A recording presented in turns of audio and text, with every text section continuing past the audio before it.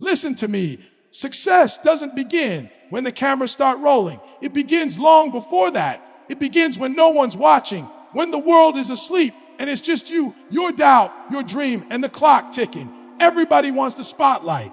Everybody wants the applause, the recognition, the title. But nobody wants the silence. Nobody wants the hours that don't make sense, the work that doesn't get noticed, the grind that doesn't get rewarded. But that's where greatness is forged, in the dark. You see, the darkness isn't your enemy. It's your proving ground. It's where the weak get exposed and the strong get refined. The darkness is the weight room of destiny. It's the unseen hours where character is built, where discipline becomes your second language, where consistency carves your name into eternity. Success isn't a light switch, it's a furnace. And the question isn't whether you can shine when it's easy. The question is whether you can burn when it's lonely. Thomas Edison failed thousands of times before he lit the world. While people slept peacefully in their warm homes, he stayed awake with nothing but wires, glass, and a dream. They called him crazy. They said it would never work. But he understood something, that the dream only becomes reality after you've wrestled with it in the dark long enough to make it obey you. Every legend you know, Ford, Lincoln, Oprah, Jobs, Disney, they all had a season where nobody believed, nobody cared, nobody helped. The applause came later. The pain came first. And here's what separates the ordinary from the extraordinary. The ordinary wait for validation to move. The extraordinary move until validation has no choice but to follow. Most people quit not because they lack talent, but because they can't handle the silence. They need someone clapping, someone approving, someone saying, "You're doing great." But the real ones, the ones who build empires, who leave legacies, they don't need noise. They make their own rhythm in the dark. They know the silence is not rejection, it's preparation. See, the spotlight doesn't make you, it exposes you. It reveals what you've been building when nobody was looking. And if all you've built is a performance, you'll crumble under the weight of your own applause. But if you've been building a foundation, day after day, unseen, uncelebrated, then when the light finally hits you, you'll stand firm. That's why the dark is sacred. It's where the real work gets done. It's where the truth of who you are gets tested, not by others, but by yourself. Because when you're in the dark, there's nowhere to hide. You can't pretend. You can't fake hunger. You can't fake discipline. You either want it or you don't. And this is the part most people never understand. You don't get paid for the hours you work in the dark. You get paid for what those hours make you become. The reward isn't the money, the title, or the fame. The reward is the transformation. The man or woman you become when you choose to keep going after every excuse, every failure, every heartbreak has tried to stop you. You want the light, earn it. You want success, bleed for it when nobody cares. You want to be remembered, work when everyone else has forgotten you. The spotlight doesn't crown kings, it reveals them. And the crown only fits those who have bled in silence long enough to deserve it. You've got to understand, the dark is not punishment, it's protection. Life hides your success until you're strong enough to hold it. Because if you get the blessing too early, it becomes a burden. If you step into the spotlight before your character is ready, the same light that could have elevated you will burn you alive. That's why God, the universe, whatever you believe in, it makes you wait. Not to break you, but to build you. Every disappointment, every setback, every closed door, it's not rejection, it's refinement. It's life asking, can you handle what you prayed for? Discipline isn't just about doing what's hard. It's about doing what's right when no one will ever know you did it. That's the kind of discipline the greats had. When Kobe Bryant shot jumpers at 4 a.m., nobody was filming it. When Serena Williams was training after everyone left, there were no cameras. When Eric Thomas was studying while sleeping in abandoned buildings, there was no crowd. But that's why their names echo. Discipline is the bridge between your intention and your destiny. It's the daily contract you sign with your future, not in ink, but in sweat. You can't buy it, you can't fake it. You can only earn it, one quiet, unseen hour at a time. Every morning you wake up early when you could sleep in. You're building muscle no gym can offer. Every time you keep a promise to yourself, you're reinforcing the structure of your character. Every time you stay patient when life tests you, you're adding steel to your spirit. And understand this, greatness isn't loud. It's patient, it's repetitive, it's boring to watch, but beautiful to witness in its outcome. Because it's not about doing something big once. It's about doing something small right every single day until the world has no choice but to notice. The dark is your training ground. It's the place where vision turns into preparation and preparation turns into power. You might not see results today. You might not see recognition tomorrow. But if you stay consistent, if you stay disciplined, your moment will come. And when it does, when that spotlight finally hits you, you won't flinch. You'll smile because you'll know it's not luck. It's not chance. It's the result of every night you fought your doubt and chose to keep going anyway. Vision is the light that lives inside your darkness. It's the whisper that says, keep going when the world screams, quit. It's not something you see with your eyes. It's something you feel in your bones. And when you have that kind of vision, it changes how you move. See, most people look at what is, the current struggle, the lack, the failure. But the greats, they look through it. They see what could be. They don't stare at the wall. They imagine the other side of it. They don't count the hours in the dark. They measure what those hours are shaping them into. When Henry Ford imagined an automobile for the masses, people laughed. They said, "You're dreaming too big." When Walt Disney drew a mouse and said it would build an empire, they said, "You're out of your mind." When Steve Jobs held a small metal rectangle and said it would change the world, they called him delusional. But visionaries don't ask for permission to dream. They understand that ridicule is often the first sign you're onto something real. Because if your vision doesn't scare you, it's too small. And if everyone understands it, it's not big enough. Clarity is the twin of vision. It's what gives your dream structure, direction, discipline. Without clarity, vision is just fantasy. But when clarity meets conviction, it becomes destiny. You've got to get clear on what you want, not just the result, but the reason. Because when you know your why, no how can break you. When your purpose is pure, no pain can stop you. That's why most people quit. They never took the time to define why they started. They chased the spotlight, but forget what they were trying to illuminate in the first place. Clarity isn't found in noise. It's found in stillness.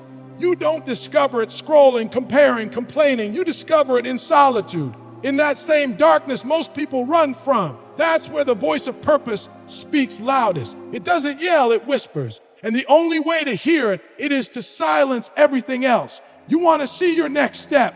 Stop running from silence. Sit with your fear. Listen to your doubt. And then choose faith anyway. Because faith isn't the absence of fear. It's moving forward in spite of it. It's saying, I can't see the whole staircase, but I trust the next step. That's how every great story begins. Not with certainty, but with courage. Vision without courage is just imagination. But when courage meets vision, you become unstoppable. You become the person who no longer waits for motivation because you're driven by mission. You become the kind of person success can't ignore. And the irony, when you live like that, the spotlight starts chasing you, not the other way around, because the world can't resist the light of someone who's already burning from within. Now, let's be real. The dark will test you. It will break your plans, crush your timelines, and expose every weakness you've been hiding behind. But that's not failure. That's formation. That's life asking, how bad do you really want it? Resilience isn't about never falling. It's about rising differently every time you do. It's learning to bend without breaking, to bleed without quitting, to lose without losing yourself. Every setback you've ever had wasn't meant to destroy you. It was meant to develop you. The storm isn't a sign you're off course. Sometimes it's proof you're heading the right way, because comfort never created champions. The struggle shapes your strength. The detours reveal your drive. And the pain, that's where your power gets activated. Look at Abraham Lincoln. He lost elections. He buried children. He fought depression. But when the darkness came, he didn't run. He rose. He used that pain to forge purpose. And because he endured, an entire nation was reborn. That's resilience, not perfection. Not pretending, but persistence. It's the decision to show up anyway. Adaptability is its twin. See, life won't always go your way. The path won't look like your plan. But the destination doesn't change just because the route does. You've got to be flexible with the method and faithful to the mission. When things fall apart, most people panic. But the strong, they pivot, they adjust, they evolve. They learn, they don't ask, why is this happening to me?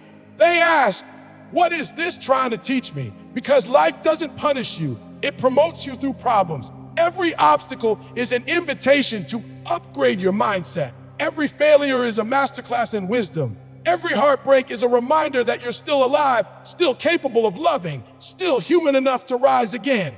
Resilience is how you respond when your best wasn't good enough, when you gave it everything and it still fell apart, when you built something beautiful and life tore it down. That's when you find out what you're made of. That's when you either become a victim or a visionary. And the truth, the ones who make it, they all have scars. You just don't see them under the spotlight, because by the time the world applauds, the pain has already been transformed into power. So don't despise your dark season. Don't curse your struggle. Don't rush your process. Every seed grows underground before it ever sees the sun. And right now, you're not being buried. You're being planted. Keep growing in silence. Because one day, that silence will bloom into something louder than applause. Legacy, purpose, that's the heartbeat of everything. Without purpose, success is hollow. Without purpose, you can reach the top of the mountain and still feel lost. You can collect trophies, money, followers, and still wake up empty. Purpose is what gives meaning to the suffering. It's what transforms the darkness from punishment into preparation. It's what keeps you alive when logic says you should have quit a long time ago. The truth is, your purpose isn't found in comfort. It's discovered through conflict. It's born in the very moments you thought would break you. Because purpose hides inside pain, waiting for you to dig deep enough to uncover it. You think your story's over because you failed. No, that's where it begins. Failure doesn't cancel your destiny, it clarifies it. It strips away what doesn't matter so that what truly does can finally take center stage. Every great life is a story of purpose awakened through pain. Look at Nelson Mandela. Decades in a prison cell didn't destroy his vision, it purified it. Look at Oprah. Every wound she carried became a well for wisdom. Look at Eric Thomas, homeless, hopeless, but not heartless. He took his darkness and turned it into light for millions. You've got to stop asking, why me? And start asking, what for? Because once you find what your pain is teaching you, you stop running from it and start using it. You realize that maybe, just maybe, you went through it not to suffer, but to serve, not to be broken, but to be built into someone unshakable. That's what purpose does. It makes sense of the suffering. It gives your scars a reason to exist. It turns victims into victors and setbacks into setups. And when you start living with purpose, gratitude follows naturally, because suddenly you see the beauty in what you once called unbearable. You start thanking the nights that almost ended you, because now you know they were actually building you. You start realizing that every delay, every detour, every disappointment was divine direction. Gratitude isn't pretending everything's perfect. It's acknowledging that even the imperfect parts are working for your good. It's saying, I may not be where I want to be, but thank God I'm not where I used to be. It's learning to smile at scars that once made you cry. When you live in gratitude, you stop needing the spotlight because your joy doesn't depend on attention anymore. You don't need validation when you're walking in purpose. You don't need applause when your soul is already at peace. Purpose gives you vision. Gratitude gives you peace. Together, they make you unstoppable. The world can take your money, your comfort, even your opportunities, but it can never take a person who is grateful for the process and grounded in their purpose. That kind of person can lose everything and still stand tall because their identity isn't built on what they have. It's built on who they've become. So don't chase the light, be the light. Don't chase success, chase significance. Don't just build a life that looks good on the outside. Build one that feels right on the inside. Because when your purpose and your gratitude align, the darkness doesn't scare you anymore. It fuels you. You start to realize that the dark was never trying to destroy you. It was trying to develop you into someone who could lead others through it. That's where true greatness is born, not in comfort, but in calling. Mastery isn't about talent. It's about obsession. It's the relentless pursuit of excellence when nobody's watching. It's the commitment to improve by 1% every single day for years, even when the progress is invisible. Masters are made in the shadows. They fall in love with repetition. They find beauty in the boring. They don't need hype. They have habits. They don't need motivation. They have momentum. When everyone else is looking for shortcuts, they're digging trenches. When everyone else is chasing rewards, they're chasing refinement. They understand that success doesn't reward the hardest worker in one moment. It rewards the most consistent worker over time. Mastery is when you stop competing with others and start challenging the limits within yourself. It's when you realize the real enemy isn't them. It's the version of you that refuses to grow. Every time you show up when it would have been easier not to, you're mastering something. Every time you forgive instead of staying bitter, you're mastering peace. Every time you stay focused while the world distracts you, you're mastering purpose. Every time you stay grateful while life tests you, you're mastering maturity. And when you live like that long enough, you don't just succeed, you become a standard. Your life becomes a message. Your work becomes a monument. Your story becomes proof that the dark was never your enemy. It was your birthplace. Because success, real success, is never earned in front of people. It's earned in the quiet hours no one sees. It's earned in the tears that never make it to social media. It's earned in the doubt you conquered alone. It's earned in the discipline that never got applause. So when the spotlight finally hits you, and you'll stand there with peace, not pride. You won't say, look what I did. You'll say, look what the dark made of me. And the truth is, by then, the light won't even matter, because you'll realize the dark was the best part. It was where you found your strength. It was where you found your faith. It was where you became you. Every person chasing greatness must one day pass through the valley of obscurity. It's not a punishment, it's a rite of passage.